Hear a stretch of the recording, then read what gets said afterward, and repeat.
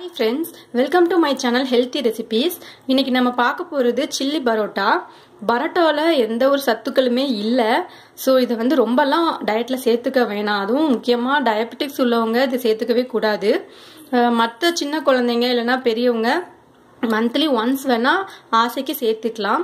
But இதுல சத்துக்கள் இல்லைனாலும் நம்ம வெஜிடபிள்ஸ் ஆட் பண்றது மூலமா கொஞ்சமா ஹெல்த்தை இம்ப்ரூவ் பண்ண முடியும். எக்ஸாம்பிள் கேப்சிகம், கேபேஜ், இந்த மாதிரி நம்ம கேரட் அந்த மாதிரி நம்ம ஆட் பண்ணிக்கலாம். இப்போ நான் 2 capsicum colour, red colour and green colour capsicum எடுத்திருக்கேன். கொஞ்சமா வெங்காயம், கேபேஜ், அதுக்கப்புறம் தேவையான அளவு red chilli powder, 1 spoon tomato sauce, கொஞ்சமா ஜீரக பவுடர், கறி லீவ்ஸ், கொஞ்சமா ஜிஞ்சர் கார்லிக் பேஸ்ட், தேவையான சால்ட் எடுத்திருக்கேன். இது கூட நீங்க வேற ஏதாச்சும் வெஜிடபிள்ஸ், கேரட் கூட நீங்க ஆட் பண்ணிக்கலாம். ஸோ இது எப்படி செய்யறதுன்னு பார்க்கலாம். ஃபர்ஸ்ட் ஒரு பேன்ல கொஞ்சமா ஆயில் விட்டுக்கலாம்.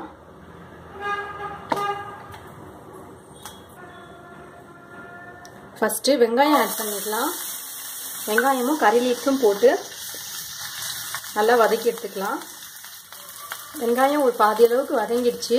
இப்போ நம்மளோட மிச்ச காய்கறிகளை ஆட் பண்ணிக்கலாம். கேப்சிகம்,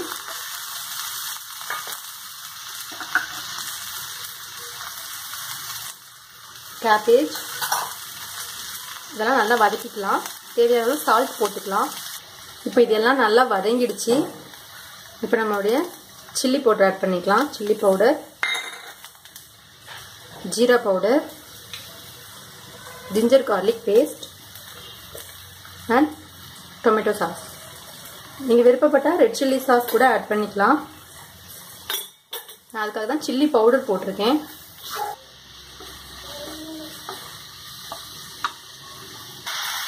இப்போ 2 மினிட்ஸ் ஆயிடுச்சு. எல்லாமே நல்லா வதங்கிடுச்சு. இப்போ நம்மளுடைய பரோட்டாஸை ஆட் பண்ணிக்கலாம்.